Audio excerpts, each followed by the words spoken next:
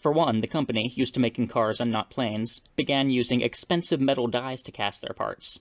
The thing they weren't as prepared for was the frequent tweaks in the vehicle design, which meant they needed to get new dies every time the War Department came up with a new and improved plan for how to build the planes. For another, it was nothing short of a miracle that mass striking didn't occur at Willow Run. This is because of the lack of housing and the extreme inconvenience of transportation for workers.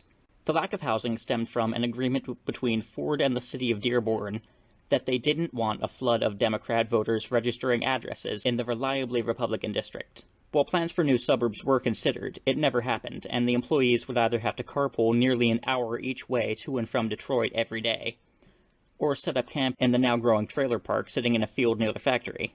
A lot of workers who got hired from out of state brought their families up, saw the park with its lack of running water or heat, and how inconvenient it would be for police or a fire company to attend it in case of emergency, and turned right back around to head home. Unfortunately, in spring of 1943, he got sick, but he didn't take a vacation from working at Ford. In May of that year, perhaps due to being overworked while ill, he died due to intestinal failure.